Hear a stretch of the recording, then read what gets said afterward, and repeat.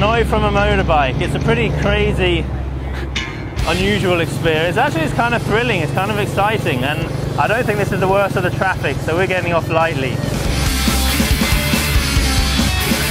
One of the great senses you get here is of real kind of life. It's a bit like India in that Hanoi lives in its streets. There's everything to look at all the time in these places. It's so colourful, so energetic. And I think being on a scooter and riding through the town, really you get a sense of that energy and of that Vietnamese life.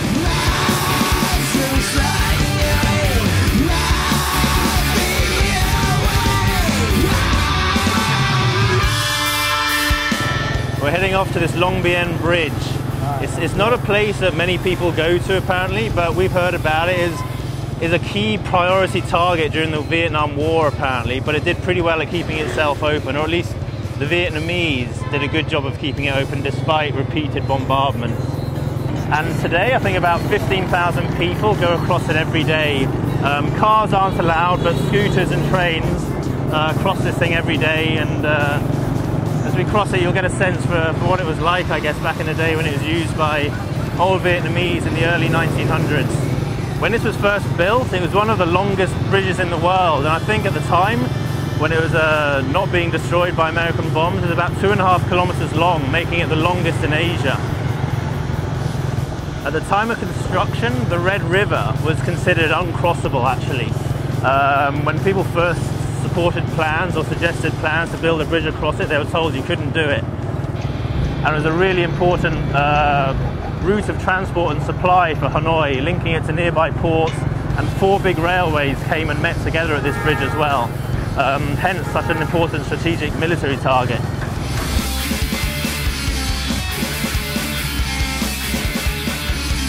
It was these parts that would have been destroyed first, probably, by the first fighters that came in.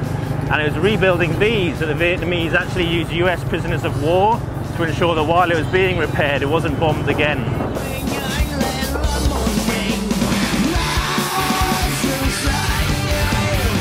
People could probably skip this part of the tour, yeah. But this is bits people don't see often, so hell, why not? It's built by the same guy that built the Eiffel Tower apparently, or at least his architectural firm. As you can see, the Eiffel Tower influence is very heavy in all of the architecture, particularly the bits that are still standing. A lot of this has been rebuilt since it was destroyed, but if you take a walk across it, those big bits that are standing are still more than 100 years old, and you can really see that Eiffel influence in the engineering. I mean, it's well known, you can do a search and it's kind of in a few of the tour guides, but it doesn't seem to be a major tourist attraction. It's still a functioning bridge. Its main point of use is to get people across the river. But you can see it looks awesome. So yeah, more people should come and have a look.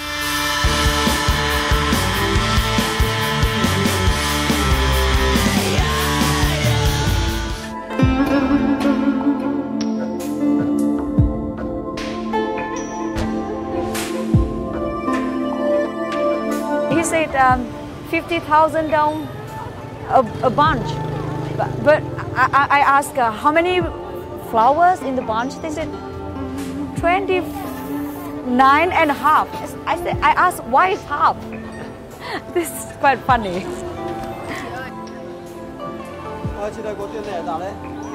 The life here is kind of simple.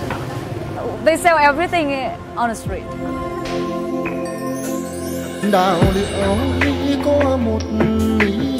This street is called Bảo Khánh, and it's a small street, and it's always crowded like this until 5 in the morning, until late at night, and you can find almost all things here.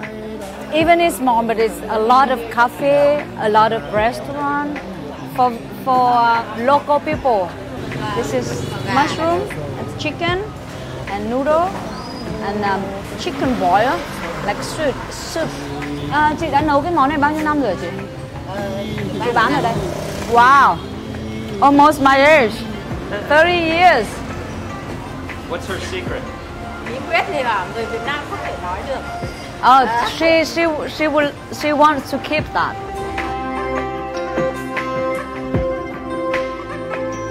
This is called bún mọc, noodle. And it's kind of common breakfast for Hanoian people.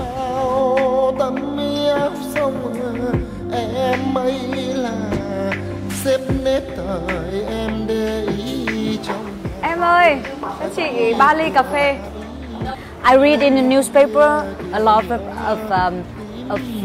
famous singers in other countries. They don't have their privacy and difficult for them and for their family, but we don't have that here, and it's kind of peace here. I like that peaceful here. I think Hanoi is still a little bit conservative compared to other cities. We don't accept change a lot. I think that a part that I do and I don't like of Hanoi. Long time ago, when Vietnam still banned by the World Trade, it was very difficult time for us. We didn't have enough food to eat. That's why I think it's influenced to our character. My music is similar Western music, but we mix our traditional way and thinking and lyrics. So it's called pop Vietnamese.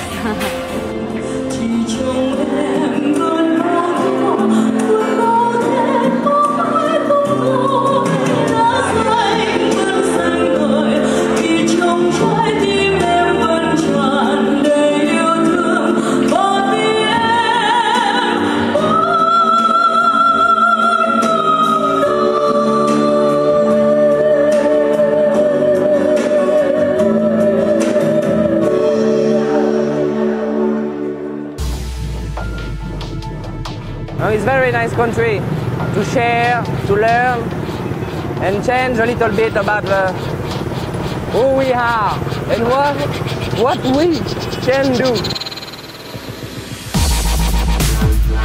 Next month, we head to Beijing. Show us the hidden side of the Chinese capital. Head to cnngo.com/TV.